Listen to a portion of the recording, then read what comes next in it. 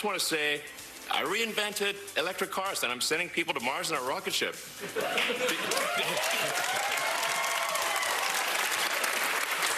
Did you think I was also going to be a chill, normal dude?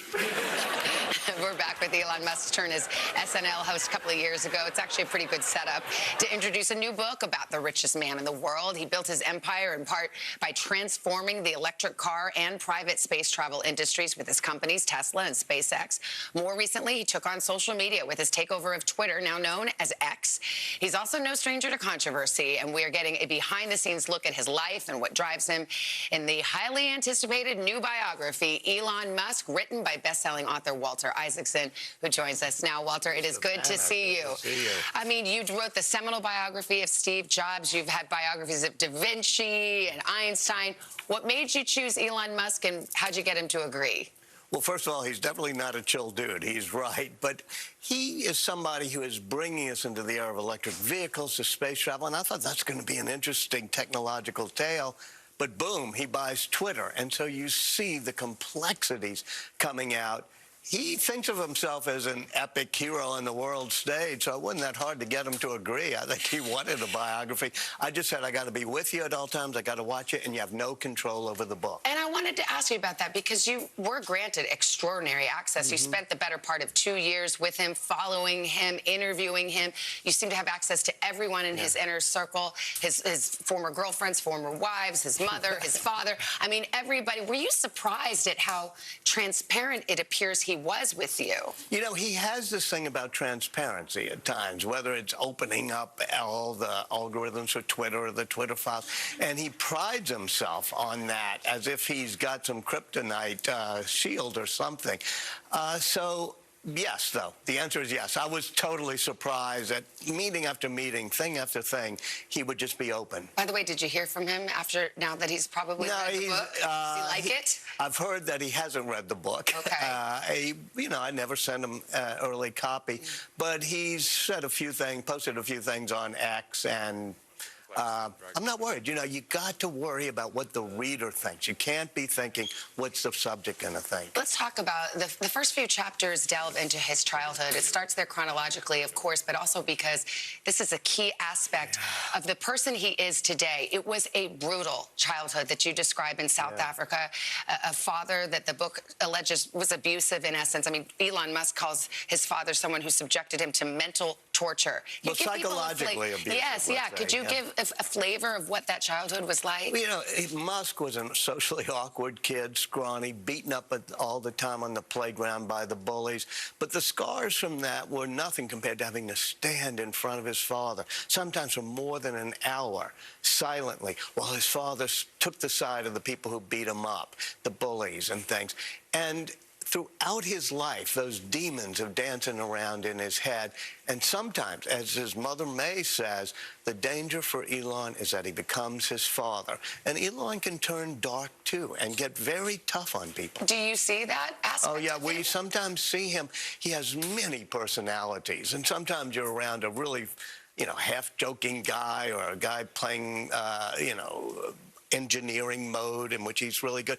But there's times he goes into what Claire Boucher, his occasional girlfriend known as Grimes, calls demon mode. And that's when he gets dark. Demon mode. What is that? Can you give some examples of what that kind of behavior is? Sometimes, whether it's at dinner or at a meeting or walking on a factory line, you can see the clouds gathering. I remember, for example, 20, 30 times. I'll give you one, which is in South Texas. At the tip of South Texas is Boca Chica, where he has a launch pad for Starship. And one Friday night at around 10 p.m., he's sort of joking about everything. And then he sees that only 2 people are working at the pad. It's 10 p.m. on a Friday night.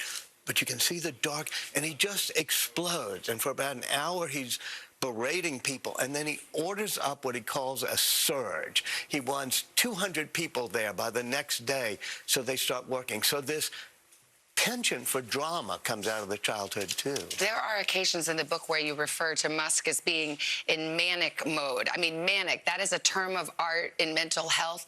I mean, Are you suggesting, or in any way, do you question whether he struggles with mental illness? Oh, yeah, we talk about it in the book. He talks about it. He talks about, hasn't been officially diagnosed, he says, but he talks about bipolar. He takes a lot of prescription medicines at times.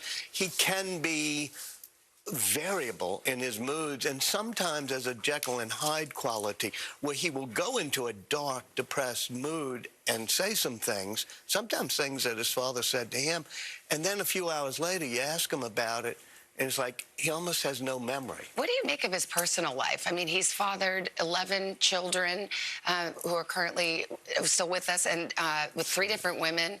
I mean, what does that say about him? Well, one of the things is, like everything, he has a weird sense of mission, whether it's getting to Mars or saving human consciousness, and he believes that people should have many more children. Also, it's obviously a bit of an ego there, which is he wants to have a lot of children. What's he doing with Twitter? He bought it and then seemed to immediately regret it. He did it at a time where things were actually going well for him, and then he takes on this big behemoth. What is that about? Things were going so well. He had sold 1 million Teslas, brought him out of bankruptcy. He was the only entity that could shoot off rockets into orbit and then land them and reuse them.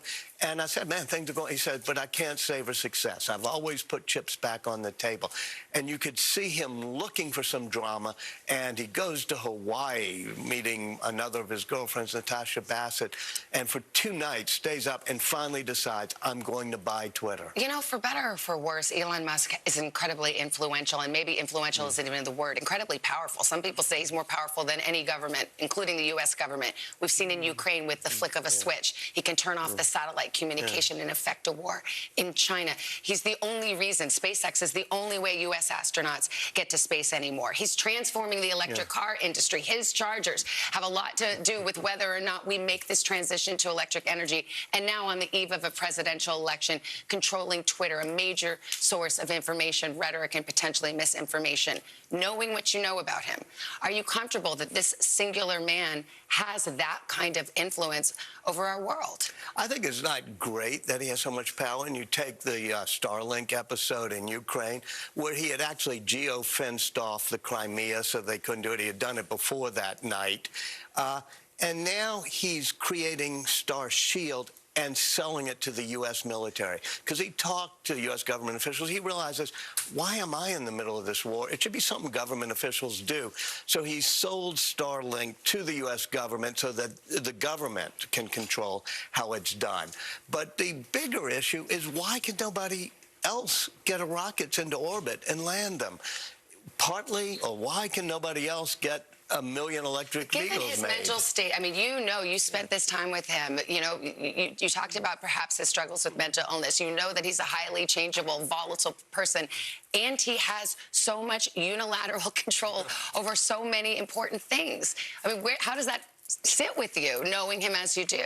You know, I tell you the story in the book. I tell you how it happens. I tell you how it turns out that each of his things work.